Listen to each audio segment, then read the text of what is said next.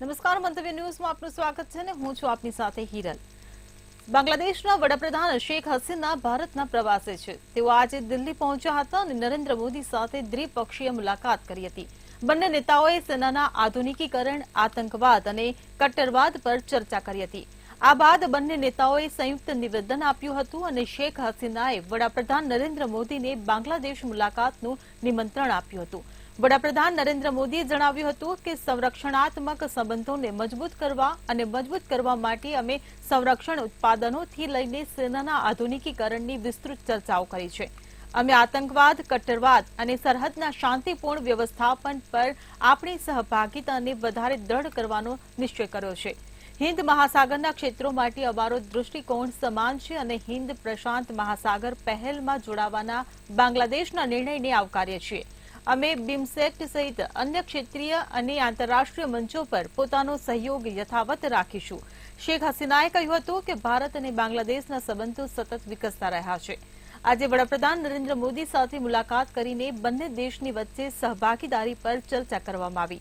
આ દરમિયાન જ શેખ હસીનાએ કહ્યું કે હું વડાપ્રધાન નરેન્દ્ર મોદીને બંને દેશોના મૈત્રીપૂર્ણ સંબંધોને વધુ મજબૂત બનાવવા માટે બાંગ્લાદેશ આવવાનું નિમંત્રણ આપું છું। તેમણે નરેન્દ્ર મોદીને કહ્યું કે આવો અને બાંગ્લાદેશ જુઓ, અમે કેટલું કરી બતાવ્યું છે। વડાપ્રધાન નરેન્દ્ર મોદીએ કહ્યું હતું કે આજની મુલાકાત ઘણી વિશેષ છે કારણ કે બાંગ્લાદેશના વડાપ્રધાન શેખ હસીના અમારા ત્રીજા કાર્યકાળના પ્રથમ રાજકીય મહેમાન બન્યા છે। શેખ હસીનાએ પણ કહ્યું હતું કે બાંગ્લાદેશની 12મી સંસદીય ચૂંટણી અને જાન્યુઆરી 2024માં અમારી નવી સરકાર બન્યા બાદની કોઈ અન્ય દેશ સાથે થયેલી પ્રથમ દ્વિપક્ષીય મુલાકાત છે। ભારત અમારું મુખ્ય પાડોશી રાષ્ટ્ર, વિશ્વાસુ મિત્ર અને ક્ષેત્રીય ભાગીદાર રહ્યું છે।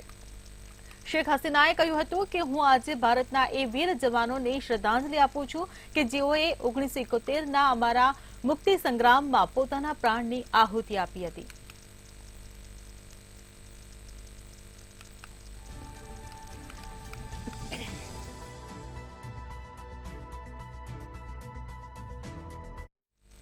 ઓડિશાના પુરીમાં નીકળતી ભવ્ય રથયાત્રાને જોવા માટે ભક્તો દૂર દૂરથી આવે છે।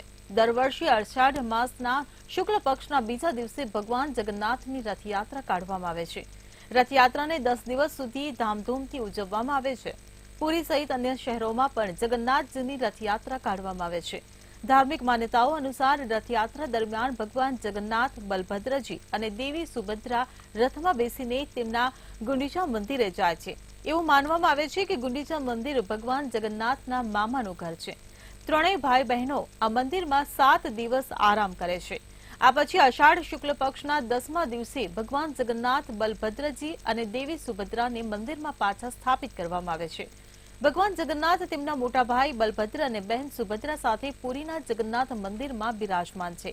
રથયાત્રા દરમિયાન ત્રણેય ભાઈ બહેનની મૂર્તિઓને રથ પર લઈ જવામાં આવે છે।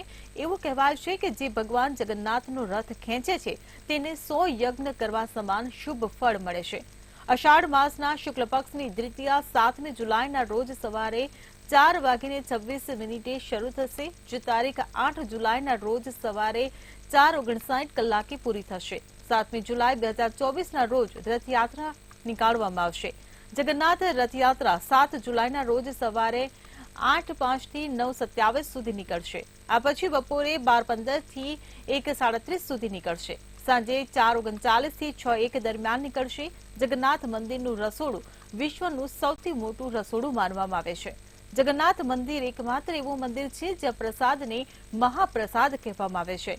7 માટીના વાસણોમાં મહાપ્રસાદ બનાવવામાં આવે છે। મહાપ્રસાદ બનાવવામાં માત્ર લાકડાના અને માટીના વાસણોનો ઉપયોગ કરવામાં આવે છે। જગન્નાથ મંદિર સાથે જોડાયેલ એક અન્ય રહસ્ય એ પણ છે કે ગમે તેટલો સૂર્યપ્રકાશ હોય, આ મંદિરમાં ક્યારેય પડછાયો નથી બનતો।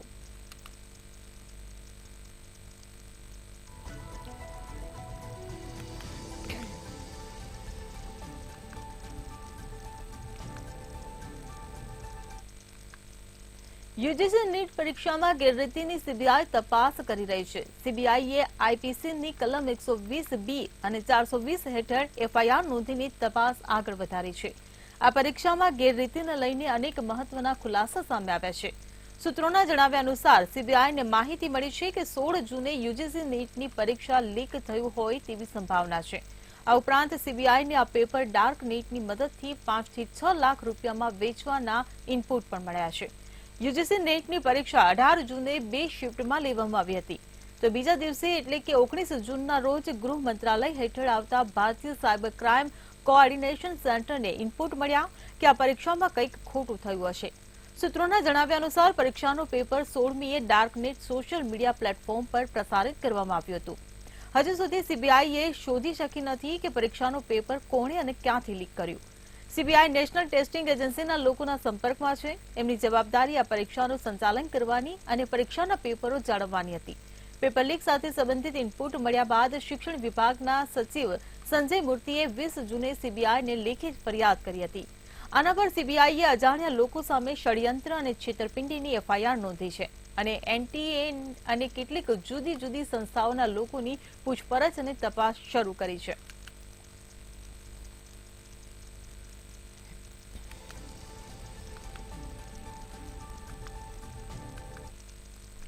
નેશનલ ટેસ્ટિંગ એજન્સીએ જણાવ્યું છે કે 1563 ઉમેદવારોની નીટ યુજીની પરીક્ષા આવતીકાલે એટલે કે 23મીએ ફરીથી લેવામાં આવશે. આ માટે એડમિટ કાર્ડ જારી કરવામાં આવ્યા છે, એમ એનટીએના એક વરિષ્ઠ અધિકારીએ જણાવ્યું હતું. આ સમયે નેશનલ ટેસ્ટિંગ એજન્સી અને કેન્દ્રીય શિક્ષણ મંત્રાલયના અધિકારીઓ પણ પરીક્ષા કેન્દ્રો પર હાજર રહેશે. આ પરીક્ષામાં ફરીથી કંઈ ગોટાળા ન થાય તે સુનિશ્ચિત કરવા માટે આ પગલું લેવામાં આવ્યું છે. નીટ યુજી રી એક્ઝામ 7 કેન્દ્ર પર લેવામાં આવશે, જેમાંથી 6 કેન્દ્ર નવા મેઘાલય, હરિયાણા, છત્તીસગઢ, ગુજરાત અને ચંદીગઢના 6 કેન્દ્રો પર પરીક્ષા શરૂ થવામાં વિલંબ થવાને કારણે વિદ્યાર્થીઓને થયેલા સમયની ભરપાઈ કરવા માટે નીટ યુજી પરીક્ષા ફરીથી લેવામાં આવી રહી છે. આ વિદ્યાર્થીઓને જે ગ્રેસ માર્ક્સ આપવામાં આવ્યા હતા તે રદ કરવામાં આવ્યા છે. કેન્દ્રીય શિક્ષણ પ્રધાન ધર્મેન્દ્ર પ્રધાને તાજેતરમાં નીટને હાલ પૂરતું રદ કરવાની સંભાવનાને નકારી કાઢી હતી અને કહ્યું હતું કે કેટલીક ગેરરીતિઓની ઘટનાઓને કારણે પરીક્ષા યોગ્ય રીતે પાસ કરનારા લાખો વિદ્યાર્થીઓની કારકિર્દી જોખમમાં ન મૂકી શકાય. નીટ યુજી પરીક્ષા 5 મે 2024ના રોજ યોજાઈ હતી તે હાલમાં ચર્ચાનો વિષય છે. નીટ યુજી પેપર લીકનો મામલો સુપ્રીમ કોર્ટમાં છે. આ કૌભાંડના તાર અલગ અલગ રાજ્યો સાથે જોડાયેલા છે. મોટી સંખ્યામાં વિદ્યાર્થીઓ નીટ યુજી પરીક્ષા રદ કરીને તેને નવેસરથી આયોજિત કરવા માંગણી કરી રહ્યા છે. પણ હાલમાં તો આ પરીક્ષામાં ગ્રેસ માર્ક્સ મેળવનારા વિદ્યાર્થીઓને જ બેસવાની છૂટ આપવામાં આવી છે.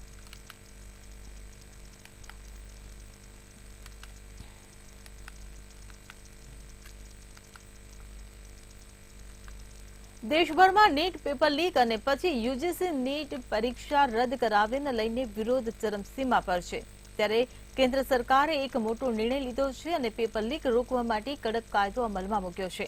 કેન્દ્ર સરકારે પબ્લિક એક્ઝામિનેશન એક્ટ 2024ની અધિસૂચના જાહેર કરી છે.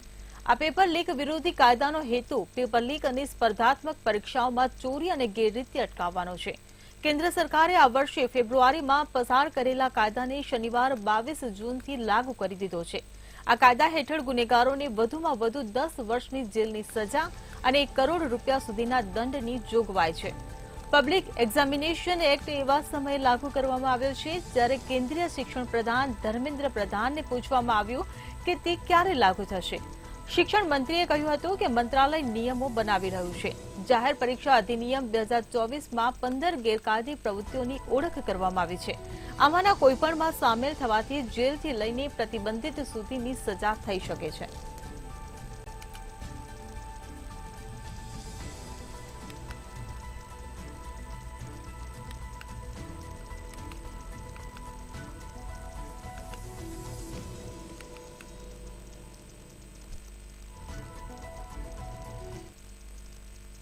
દેશમાં પેપર લીક વિરોધી કાયદો એટલે કે પબ્લિક એક્ઝામિનેશન એક્ટ 2024 અમલમાં આવ્યો છે. કેન્દ્રએ મધ્યરાત્રિએ તેનું જાહેરનામું બહાર પાડ્યું હતું.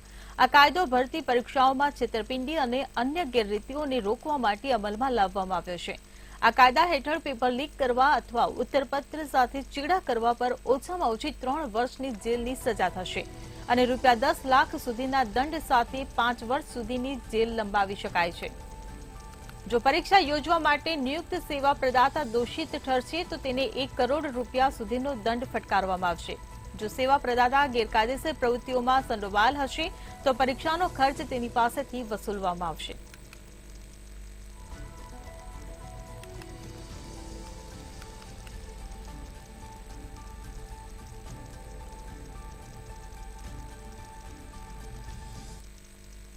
દિલ્હીમાં જળ સંકટના ઉકેલ માટે અનિશ્ચિત સમયના ઉપવાસ પર બેઠેલા દિલ્હીના જળમંત્રી આતિશીના ઉપવાસનો આજે બીજો દિવસ છે।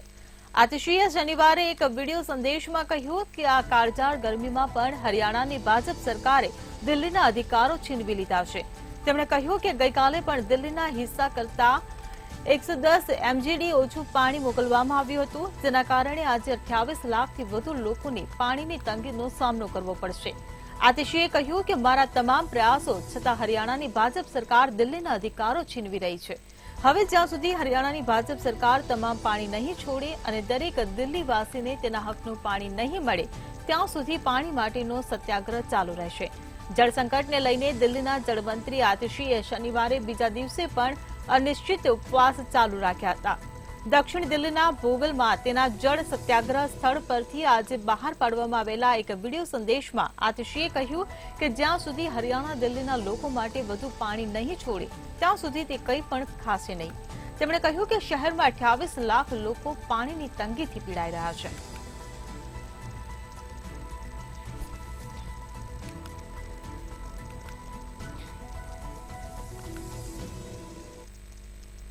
આંધ્રપ્રદેશના પૂર્વ મુખ્યમંત્રી વાયએસ જગનમોહન રેડ્ડીની પાર્ટી વાયએસઆરસીપીનું કાર્યાલય ધ્વસ્ત કરી દેવામાં આવ્યું છે, ત્યારે એનડીએના સહયોગી પણ ટીડીપીના પ્રમુખ ચંદ્રબાબુ નાયડુએ સરકારમાં બિરાજતા જ આ કાર્યવાહી કરી હતી। માહિતી અનુસાર વિજયવાડાના તાડેપલ્લી જિલ્લામાં વાયએસઆરસીપીનું આ કાર્યાલય આવેલું હતું। કાર્યાલયને તોડી પાડવા માટે બુલડોઝરની મદદ લેવામાં આવી હતી। તેના તાત્કાલિક બાદ વાયએસઆરસીપીએ મુખ્યમંત્રી ચંદ્રબાબુ નાયડુની પાર્ટી તેલુગુ દેશમ પાર્ટી પર બદલાની રાજનીતિ કરવાનો આરોપ લગાવ્યો હતો। વાયએસઆરસીપીએ કહ્યું કે ટીડીપીએ બદલાની રાજનીતિ કરી છે। અમે આ મામલે હાઈકોર્ટમાં અપીલ કરી હોવા છતાં અમારું કાર્યાલય તોડી પાડવામાં આવ્યું છે। કોર્ટે પણ કોઈપણ પ્રકારની બુલડોઝરની કાર્યવાહી પર પણ રોક લગાવી હતી, છતાં આવી પ્રવૃત્તિ કરવામાં આવી હતી।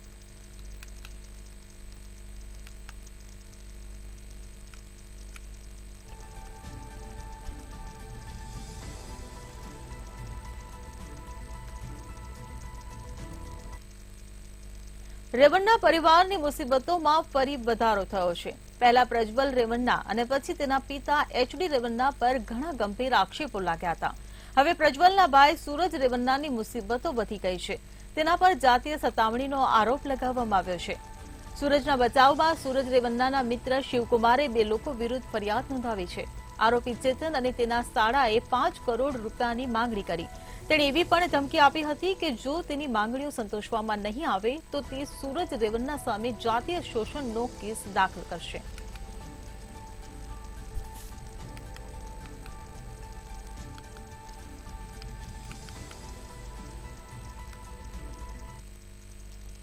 તમિલનાડુના કલ્લાકુરુચીમાં ઝેરી દારૂ પીવાથી મૃત્યુઆંક 50 પર પહોંચી ગયો છે। આ માહિતી રાજ્યના આરોગ્ય પ્રધાન અને ડીએમકેના નેતા સુબ્રમણ્યમે આપી હતી। આરોગ્ય મંત્રીએ મેડિકલ કોલેજ અને અન્ય હોસ્પિટલોમાં દાખલ ઝેરી દારૂ પીડિતો સાથે મુલાકાત કરી તેમને સારી સારવાર આપવા અંગે પૂછપરછ કરી હતી। આરોગ્ય મંત્રીએ કહ્યું કે ઝેરી દારૂ પીવાથી પીડિત 185 લોકોને 4 હોસ્પિટલમાં દાખલ કરવામાં આવ્યા હતા, જેમાં 50 લોકોના મોત થયા છે। અગાઉ તમિલનાડુના સીએમ સ્ટાલિને મૃતકોના પરિવારજનોને 10-10 લાખ રૂપિયાની સારવાર લઈ રહેલા લોકોને 50-50 હજાર રૂપિયાની આર્થિક સહાયની જાહેરાત કરી હતી। આ મામલાની તપાસ માટે ભૂતપૂર્વ ન્યાયાધીશ જસ્ટિસ બી ગોકુલદાસનું બનેલું એક સભ્યનું પંચ રચવામાં આવ્યું હતું। તેનો રિપોર્ટ 3 મહિનામાં સબમિટ કરવામાં આવશે।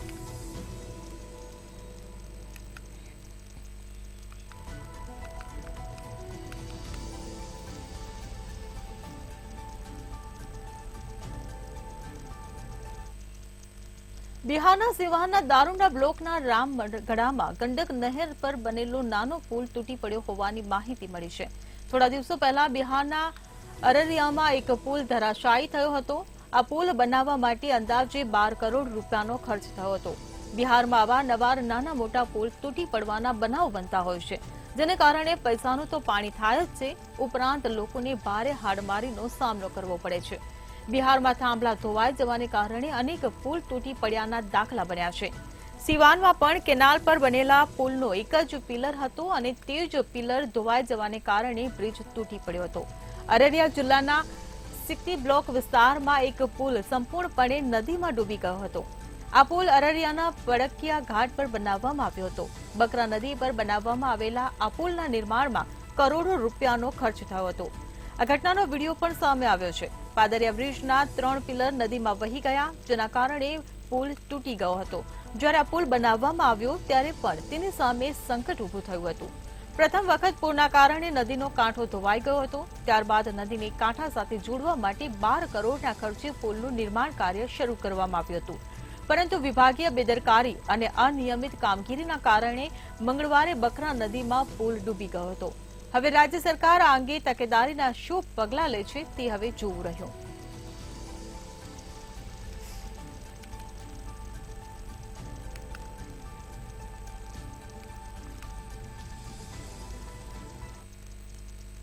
યુપીના ફિરોઝાબાદમાં ચોરીના કેસમાં જેલમાં કેદ 25 વર્ષીય આરોપી આકાશના મોત બાદ લોકોની ભીડ ગુસ્સે ભરાઈ હતી.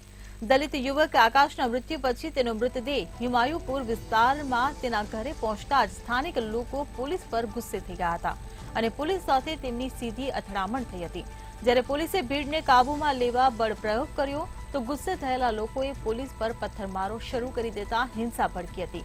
મૃતક આકાશના પરિવારજનોનો આરોપ છે કે પોલીસે તેને જેલમાં મોકલતા પહેલા તેને ખૂબ માર મારતા તેનું મોત થયું હતું.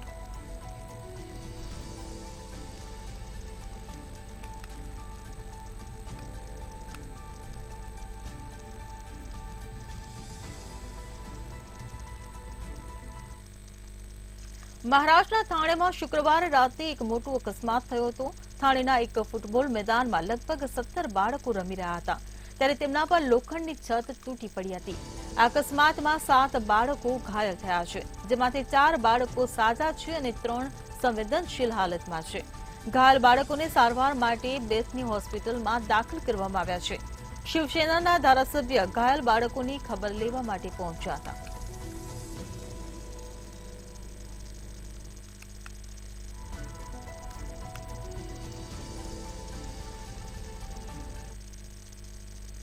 રફા અને ગાઝાના અન્ય વિસ્તારોમાં ઇઝરાયલના બોમ્બમારામાં 45 પેલેસ્ટિનિયન માર્યા ગયા હતા.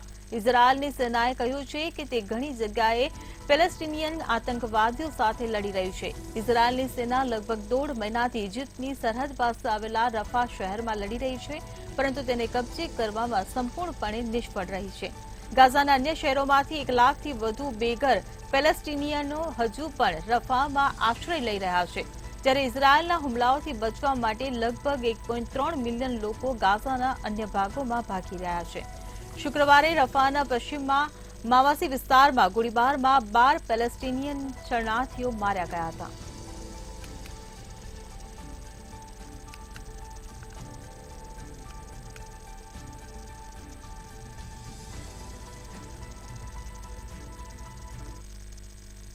ટેલિકોમ્યુનિકેશન એક્ટ 2023, જૂના ભારતીય telegraph act 1885, wireless telegraphy act 1993 અને ટેલિગ્રાફ વાયર એક્ટ 1950ના હાલના અને જૂના નિયમનકારી માળખાને બદલશે.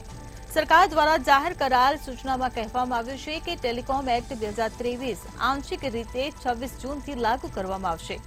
આંશિક રીતેનો અર્થ એ છે કે કાયદાની કેટલીક કલમોના નિયમો અમલમાં આવશે. નવા નિયમો ગ્રાહકોને સ્પામ અને દૂષિત સંદેશા વ્યવહારથી બચાવવા માટે આદેશ પણ ઉમેરે છે.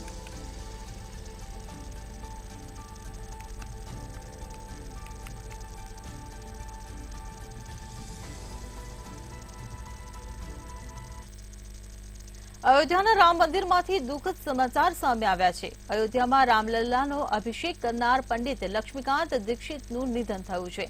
તેમના નિધનથી ચારે તરફ શોકની લાગણી ફેલાય છે. 86 વર્ષના લક્ષ્મીકાંત દીક્ષિત લાંબા સમયથી ગંભીર બીમારીથી પીડિત હતા. લક્ષ્મીકાંત દીક્ષિત વારાણસીના મીરઘાટ સ્થિત સંગવેદ કોલેજના વરિષ્ઠ શિક્ષક હતા. આ યુનિવર્સિટીની સ્થાપના કાશીના રાજાના સહયોગથી કરવામાં આવી હતી. આચાર્ય લક્ષ્મીકાંતની ગણના કાશીમાં યજુર્વેદના મહાન વિદ્વાનોમાં થતી હતી. તો વડાપ્રધાન મોદીએ પણ ટ્વીટ કરીને તેમના નિધન પર દુઃખ વ્યક્ત કર્યું હતું.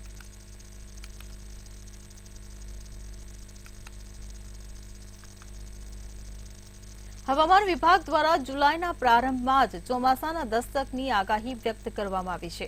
એક તરફ દેશમાં કેરળમાં મેઘરાજા ધમાકેદાર બેટિંગ કરી રહ્યા છે, તો બીજી તરફ ઉત્તર ભારત ભીષણ ગરમીમાં તપી રહ્યું છે. ત્યારે દિલ્હી એનસીઆરમાં હવામાન બદલાતું રહે છે. ક્યારેક તડકો તો ક્યારેક અચાનક જ વરસાદ વરસી પડે છે. પરંતુ હવામાન વિભાગે દિલ્હી એનસીઆરમાં આગામી 6 દિવસ કેવા રહેશે તે અંગે આગાહી કરી છે. હવામાનની આગાહી મુજબ દિલ્હીમાં જુલાઈના શરૂઆતમાં જ મેઘરાજા ધબડાતી બોલાવશે. હિન્દ મહાસાગરમાં થતી પ્રવૃત્તિઓના કારણે ચાલુ વર્ષે ચોમાસું નબળું પડ્યું હતું. જો કે આગામી સમયમાં ચોમાસું સક્રિય થશે. સમગ્ર દેશમાં મેઘો મહેરબાન થશે.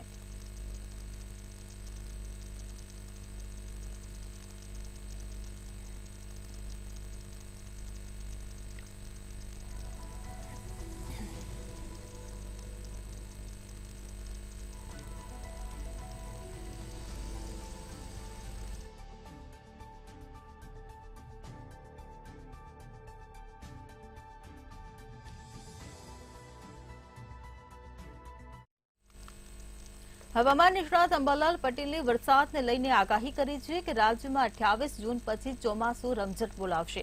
જ્યારે આગામી 3 દિવસમાં રાજ્યના કેટલાક ભાગોમાં વરસાદ થશે અને આગામી 23મી જૂનથી ગુજરાતમાં ચોમાસું સક્રિય થવાની સંભાવના છે. આગામી 3 દિવસમાં કચ્છ સહિત દક્ષિણ સૌરાષ્ટ્ર, ભાવનગર, બોટાદમાં વરસાદની શક્યતા છે. તો આહવા, ડાંગ, વલસાડ, ખંભાત, કરજણ, બોડેલી, શિનોર, તારાપુર, કપડવંજ, અમદાવાદ, વિરમગામ, પાલનપુર, મહેસાણા, પંચમહાલ, અરવલ્લી અને સાબરકાંઠામાં પણ વરસાદની શક્યતા વ્યક્ત કરાઈ છે. અને આ 3 દિવસમાં 1 ઇંચથી વધુ વરસાદ પડવાની આગાહી કરવામાં આવી છે. જ્યારે પંચમહાલમાં 20 મિલીમીટર વરસાદ પડવાની આગાહી કરાઈ છે. તેમજ 28 જૂનથી ગુજરાતમાં ભારેથી અતિભારે વરસાદની આગાહી કરવામાં આવી છે. આજ તારીખ 22, 23, 24 વરસાદની શક્યતા ગુજરાતના કેટલાક ભાગમાં રહેશે. જેમાં દક્ષિણ સૌરાષ્ટ્રના ભાગો, આહવા, વલસાડના ભાગો ઉપરાંત જૂનાગઢ, ભાવનગર અને ખંભાત, જંબુસર, પાદરા, વડોદરા વગેરે ભાગો ઉપરાંત આણંદ, અમદાવાદ અને ઉત્તર ગુજરાતના મહેસાણા વગેરે ભાગો, બનાસકાંઠા, પાલનપુરના ભાગો, કચ્છ ભાગોમાં લગભગ આગામી 3 દિવસ વરસાદ થવાની શક્યતા રહેશે.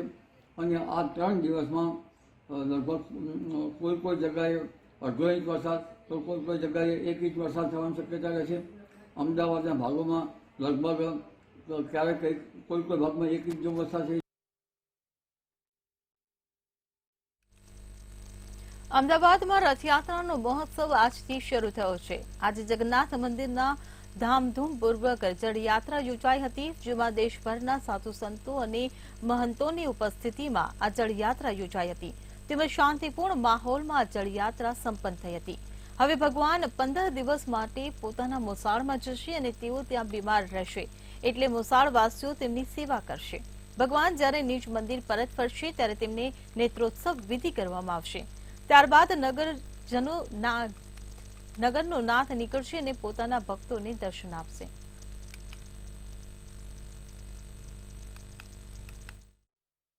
ભગવાન જગન્નાથજીની આ જળયાત્રા મહોત્સવ ખૂબ ધામધૂમથી આપ મીડિયાના માધ્યમથી પણ લોકો જે નથી આવી શક્યા એમને પણ ખૂબ સુંદર દર્શન અને આ જળયાત્રાનો લાભ મળ્યો છે. જળયાત્રા ખૂબ નિર્વિઘ્નપણે શાંતિપૂર્ણ ખૂબ આનંદ ઉત્સાહ સાથે અનેક ભક્તો અનેક સંતોની ઉપસ્થિતિમાં સંપન્ન થઈ છે. આજે જગન્નાથ મંદિરમાં ભવ્ય જળયાત્રા બાદ જગન્નાથ મંદિરમાં સાધુ સંતો અને મહંતો માટે ભંડારાનું આયોજન કરવામાં આવ્યું હતું, જેમાં 2000થી પણ વધુ સાધુ સંતો અને મહંતોએ ભાગ લીધો હતો. દર વર્ષે જમાલપુર જગન્નાથ મંદિર રથયાત્રા પહેલા સાધુ સંતોને જમાડવામાં આવે છે. આ ભંડારામાં ભગવાનને અતિપ્રિય એવી કાળી રોટી અને ધોળી દાળ એટલે કે માલપુઆ અને દૂધપાકનો મહાપ્રસાદ તેમજ પૂરી, બટાકા, ચણાનું શાક, કઢી, દાળ ભાત સાધુ સંતોને આપવામાં આવ્યા. દેશભરમાંથી હજારો સાધુ સંતો જળયાત્રા અને રથયાત્રામાં જોડાય છે અને ભગવાનની રથયાત્રાના દર્શનનો લાભ લે છે.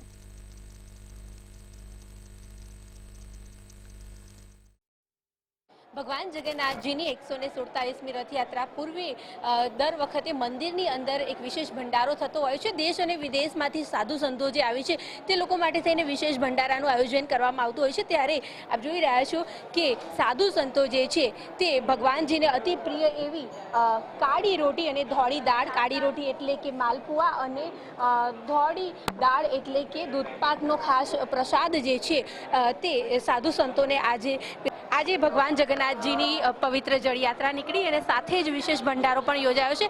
આપ પણ ભગવાનના પ્રસાદનો આનંદ લઈ રહ્યા છો, શું કહેવું? જગન્નાથ ભગવાનના પ્રસાદમાં બહુ આનંદ છે. આખા વિશ્વનું આસ્થાનું કેન્દ્ર છે અને અમદાવાદને બહુ ગૌરવ અનુભવ્યો. અષાઢી બીજના દિવસે જે ભવ્ય અને દિવ્ય રથયાત્રા નીકળશે, સૌ આખા ગુજરાત નહીં આખું ભારત એને શ્રદ્ધા અને આસ્થાના કેન્દ્રથી જોઈ રહ્યું છે. વાત કરીશું બાપુ, ખાસ આજે ભગવાન જગન્નાથજીની જળયાત્રા નીકળી અને ભગવાનજીને અતિ પ્રિય એવા માલપુઆ અને દૂધપાકનો પ્રસાદ પણ આપ આરોગી રહ્યા છો, શું કહેશો, કેટલો આનંદ? આજે ખૂબ આનંદની એટલા માટે વાત છે કે આજે જળયાત્રા દરમિયાન જળાભિષેક થયો.